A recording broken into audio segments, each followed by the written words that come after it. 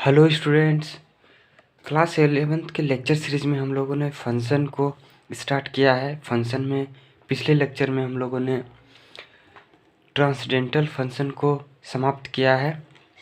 आज हम लोग फंक्शन के एक और type piecewise defined function के बारे में पढ़ेंगे, जिसे हिंदी में खंडवार परिभाषित फलन कहते हैं। इसमें सबसे पहले हम लोग मॉडुलस फंक्शन समझते हैं। मॉडुलस फंक्शन ये क्या होता है, इसे किस तरह डिफाइन किया गया है। ये होता है y equal to F X बराबर, ये मॉडुलस का साइन है। अब जानते हैं कि ये हमेशा एक पॉजिटिव वैल्यू ही देता है हमें। सो ये 3 - 3 के जगह पे 3 होता है -4, यानी पॉजिटिव निगेटिव कुछ भी आप मॉडुलस के अंदर में रखते हो वो पॉजिटिव क्वांटिटी ही देता है। ठीक है, इसका ग्राफ कैसा हो जाएगा, इसका ग्राफ हमारा हो जाएगा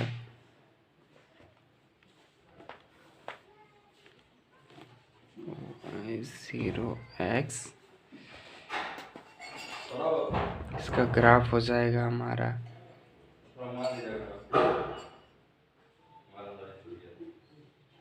ओके। और ये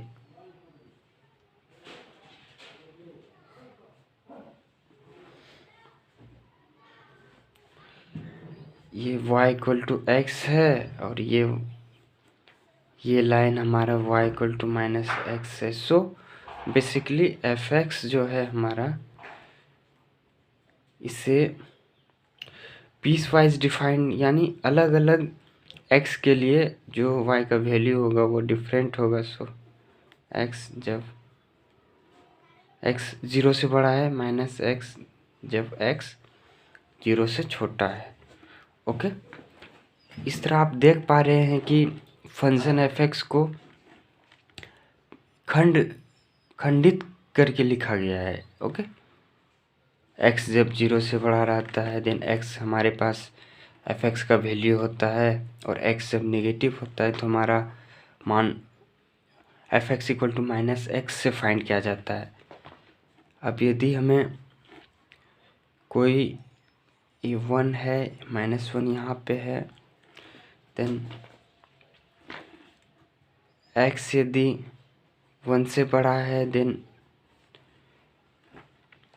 कौन सा ग्राफ शेडेड होगा, जब x 1 से बड़ा है देन हमारा ग्राफ जो होता है y0 x।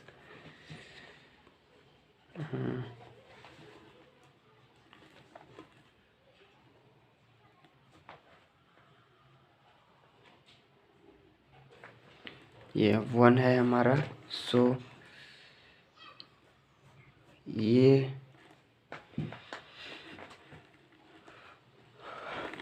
ग्राफ का पोर्शन शेडेड होगा। ओके, और जब x जब 1 से -1 से छोटा है, देन हमारा जो ग्राफ शेडेड होगा, ये रीजन शेडेड होगा। ओके, ये रीजन शेडेड होगा। ओके, जब x -1 और 1 के बीच में है, देन ग्राफ हमारा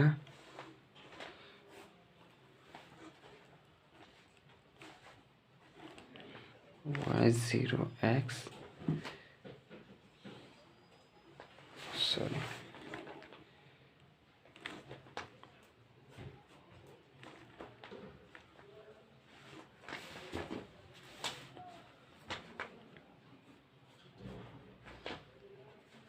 x जब -1 और 1 के बीच में है, देन ग्राफ का जो पोर्शन हमारा शेडेड होगा वो या पोर्शन शेडेड होगा ग्राफ का। x जब इस -1 और 1 के बीच में है, देन एफ एक्स का जो वैल्यू है वो, यानी कि जब x -1 और 1 के बीच में है, देन fx का जो वैल्यू है वो, क्योंकि यहाँ पे fx का वैल्यू 0 के बराबर भी होता है, सो यहाँ पे इक्वल का साइन लगेगा। ओके,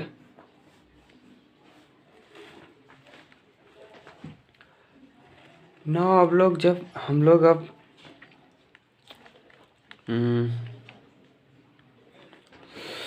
मॉडुलस फंक्शन को देख लिया, अब हम लोग सिग्नम फंक्शन के बारे में देखते हैं। ओके, सेकेंड हमारा है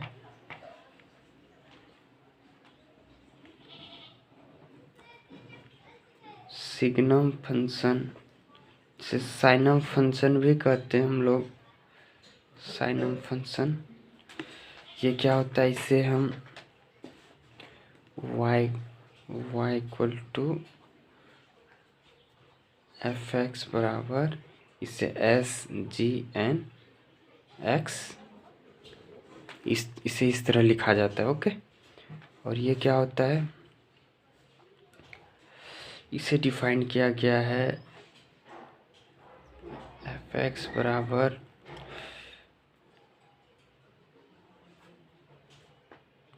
जब x 0 के बराबर नहीं होता है और 0 जब x 0 के बराबर होता है। इसे हम और सिंपली हम लिख सकते हैं एफ एक्स जब x 0 से बड़ा रहता है, देन x जब 0 से बड़ा है,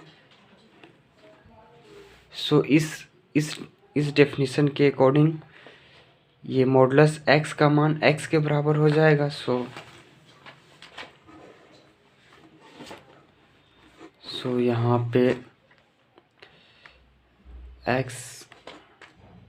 x अपॉन x यानी 1 के बराबर है, और x जब 0 से छोटा है, देन -x अपॉन x बराबर -1।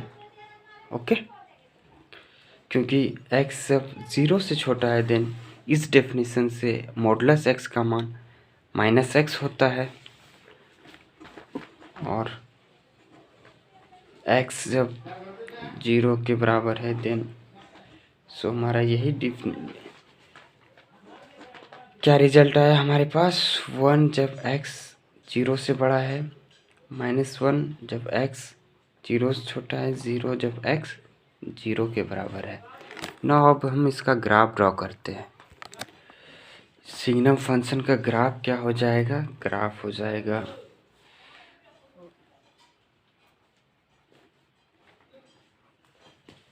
y equal to F X 1x 0 जब x 0 के बराबर है। सो इस तरह आप देख रहे हैं कि फंक्शन एक 20 टुकड़ों में विभाजित है, इसीलिए इस तरह के फंक्शन को हम लोग, ये हमारे पास साइनम फंक्शन है,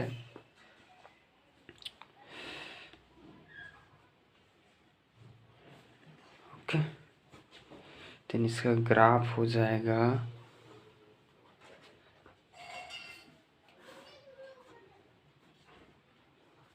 0x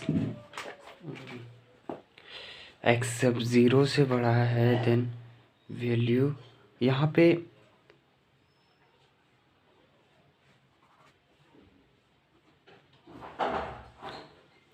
ओके, ये हमारा 1 है, और x जब 0 के बराबर है, देन एफ एक्स का वैल्यू 0 के बराबर है, और ये -1,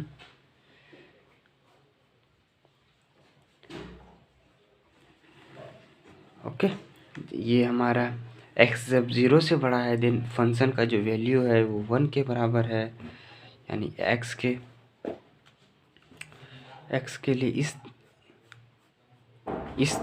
इस साइड जब x का वैल्यू है, देन एफ एक्स का मान 1 के बराबर है, और x जब निगेटिव है, देन एफ एक्स का जो मान है साइनम x वो -1 के बराबर है, और x जब 0 के बराबर है, देन फंक्शन का वैल्यू 0 के बराबर है। ओके, नाउ अब एक और पीस वाइज डिफाइंड फंक्शन है जिसे हम ग्रेटेस्ट इंटीजर फंक्शन कहते हैं। ओके, थर्ड टाइप है हमारा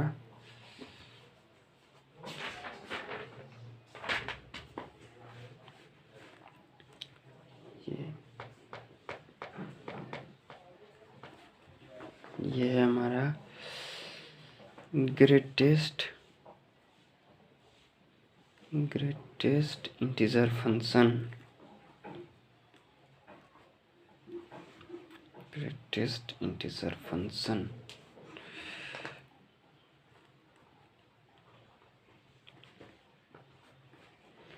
इसे हम डिफाइन करते हैं y equal to F X equal to ये इस तरह एक क्लोज्ड इंटरवल के तरह लिखा जाता है। ओके, क्लोज्ड इस साइड से भी क्लोज कर देते हैं और इस साइड से भी क्लोज कर देते हैं, और इसे इस तरह से हम लोग डिफाइन करेंगे जब x जब इंटीजर के बराबर होता है, जब when x बराबर इंटीजर यानी i इंटीजर है, इंटीजर देन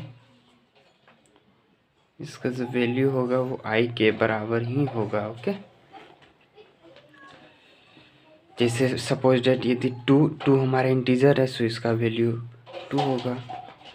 -1 का वैल्यू -1 इंटीजर है, सो ये -1 के बराबर हो जाएगा। -3 ये भी -3 के बराबर हो जाएगा क्योंकि -3 इंटीजर है। Okay, but what is value of 0.25? अब चूँकि 0.25 इज नॉट इंटीजर नहीं है, सो इसका वैल्यू क्या होता है, ये 0 के बराबर होता है। ओके, क्योंकि हमको जो है कि क्या लेना है कि ग्रेटेस्ट इंटीजर जो 0.25 से छोटा है, ग्रेटेस्ट इंटीजर। ओके, जस्ट जो ग्रेटेस्ट इंटीजर 0.25 से छोटा हमारे पास 0 ही है। ओके, -1 नहीं है, -1 से तो बड़ा 0 है ना। अगेन 1.25 ये किसके बराबर हो जाएगा, ये 1 के बराबर हो जाएगा, क्योंकि 1 ही एक ऐसा ग्रेटेस्ट इंटीजर है जो 1.25 से छोटा है। ओके, अगेन -2.5 ये किसके बराबर हो जाएगा, ये -3 के बराबर हो जाएगा। क्यों? क्योंकि -3 जो है -2.5 से छोटा है, वो भी ग्रेटेस्ट है। छोटा तो है, -4 भी छोटा है -2.5 से। क्या यह ग्रेटेस्ट है? इस ग्रेटेस्ट तो हमको ये -3 मिल रहा है ना। सो हमारा आंसर हो जाएगा greatest integer but less than, इसका मतलब है ग्रेटेस्ट इंटीजर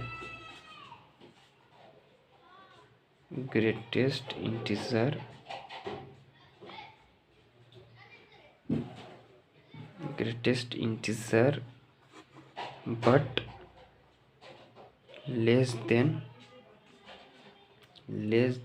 x। मान लेते हैं ये हमारा ये y इक्वल टू x इस तरह से डिफाइन किया गया है। ओके, अब इसका हम ग्राफ ड्रॉ करते हैं, देन और अच्छे से क्लियर हो जाएगा हमारे पास।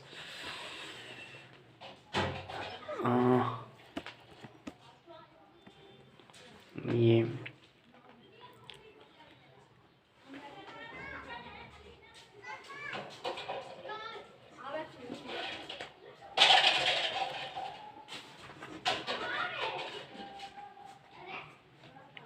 y0x जब x ये 1 रहा हमारे पास, ये 1 ये 2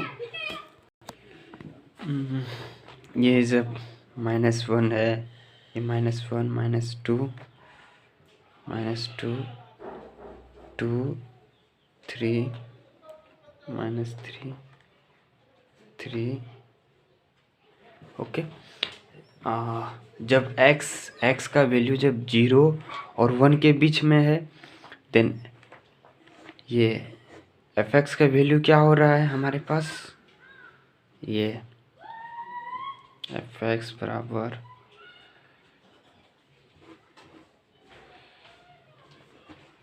x जब 0 के बराबर या 1 के बराबर हो रहा है, देन इसका जो वैल्यू हो रहा है ग्रेटेस्ट इंटीजर फंक्शन का, वो 0 के बराबर है। ओके, देन इसका ग्राफ हो जाएगा, यहाँ पे ओपन रहेगा। ओके, और x जब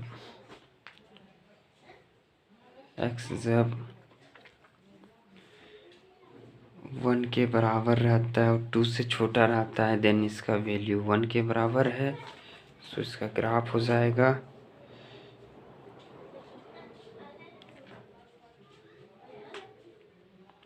क्योंकि आप 1 और 2 के बीच में कोई भी रियल नंबर लेते हैं, देन उसका जो ग्रेटेस्ट इंटीजर फंक्शन होगा, यानी x जब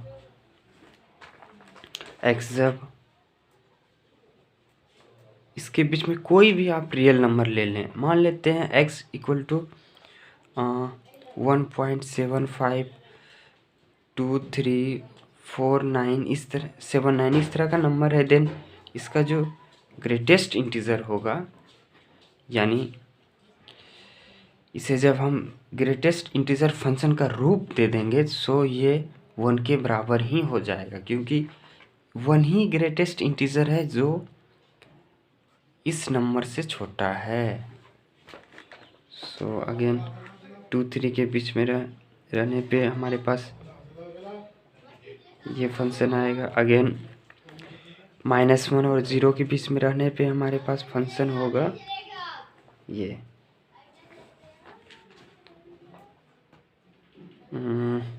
फिर अगेन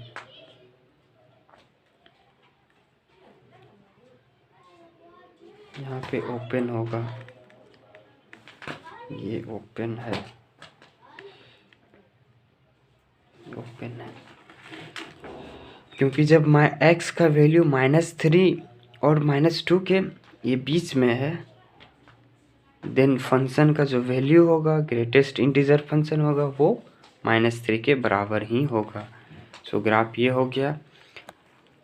अगेन हम लोग एक और फंक्शन को देखते हैं जो पीस वाइज डिफाइंड फंक्शन ही है, क्योंकि आप देख रहे हैं कि टुकड़ों में डिवाइड हो गया है फंक्शन। ओके, x जब हमारा -1 और 2 के बीच में है, सॉरी 0 के बीच में है, देन जो इसका वैल्यू है ये हमारा -1 है। ओके, ये सोन इस तरह चलता रहेगा। ओके, और नेक्स्ट जो हमारा पीस वाइज डिफाइंड फंक्शन है वो फ्रैक्शनल पार्ट फंक्शन है।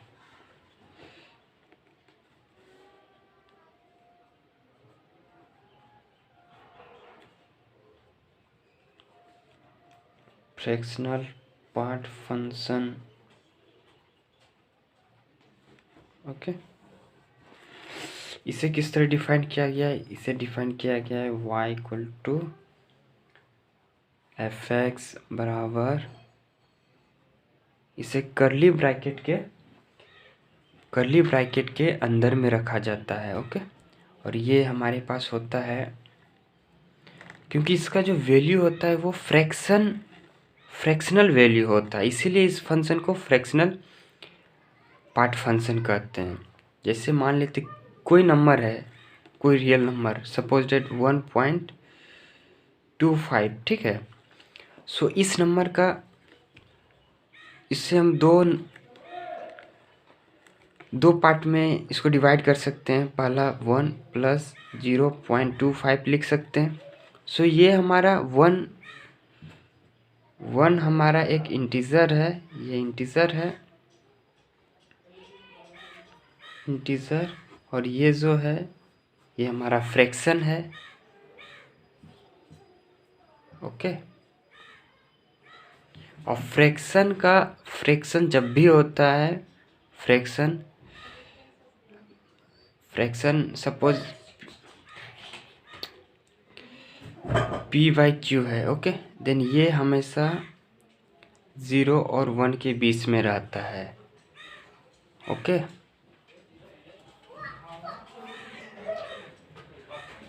0 और 1 के बीच में ही रखना पड़ेगा, क्योंकि इससे 0.25 को हम लिख सकते हैं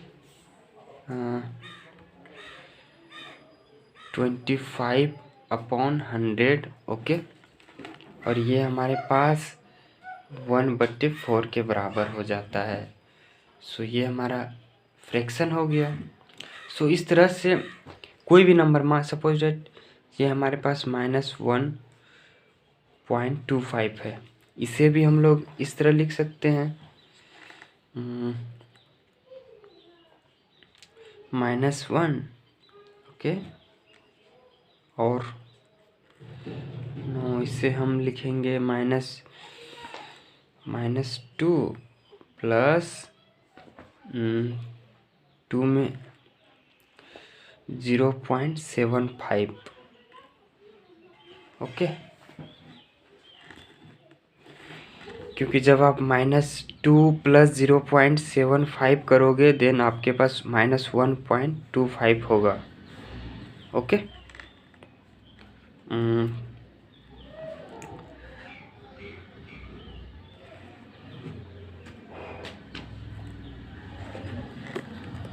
बिकॉज -2 बराबर ये लिख सकते हैं ना, -1.25 -0.75। Okay,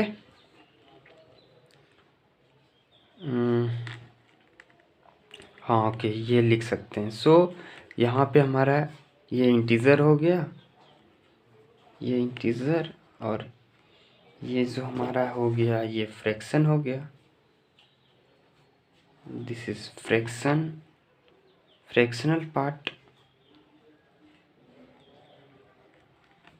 fraction. ओके, इसका जो ग्राफ होता है, देन हम लोग जो है कि कोई भी नंबर, रियल नंबर x है, इसे हम as a function x plus, यानी कोई भी रियल नंबर को integral part plus fractional part के फॉर्म में लिख सकते हैं। Any real number can be written as a sum of integral part plus fractional part। now इसका ग्राफ होगा,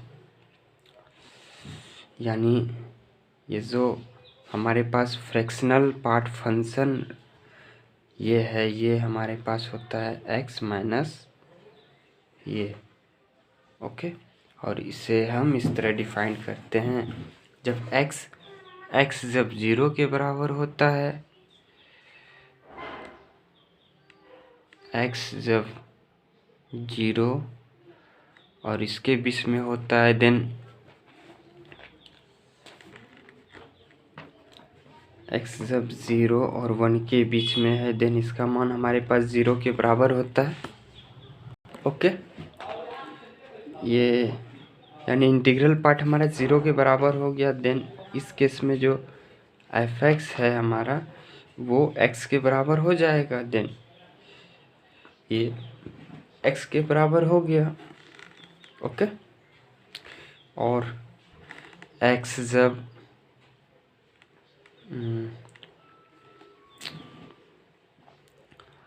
-1 और 0 के बीच में है, देन इस केस में x, देन इसका जो इंटीग्रल पार्ट है ये -1 के बराबर हो जाता है। और इस केस में जो हमारा ये बनेगा ये x माइनस, चूँकि ये -1 के बराबर है ये इंटीग्रल पार्ट, सो ये बन जाएगा x+1। सो ये x+1 एंड सो ऑन। जब x 1 और 2 के बीच में हो देन ये x-1 हो जाता है। ओके, इसका ग्राफ हम लोग इस तरह से ड्रॉ करते हैं।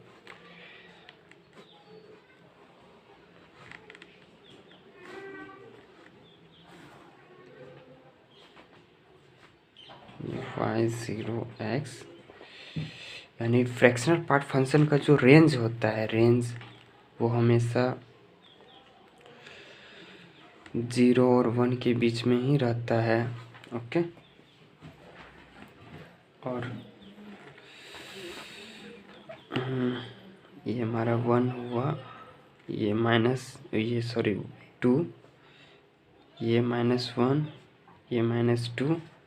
सो इसका जो ग्राफ होगा वो, चूँकि x जब 0 और 1 के बीच में है देन y=x जैसा ग्राफ हमको मिल रहा है, और 1 पे ओपन है।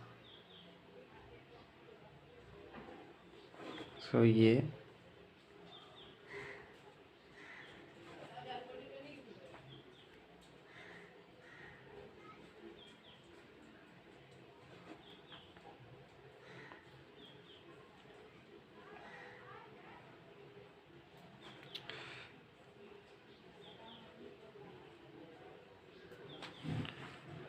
हमारे पास y=x है, और ये जो ग्राफ है हमारा, ये हमारे पास y=x-1 है। अगेन ये हमारा x+1 है।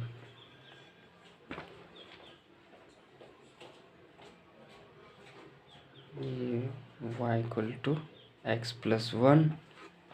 ओके, सो इस तरह इधर भी इस तरह हम ड्रॉ कर सकते हैं ये, और अगेन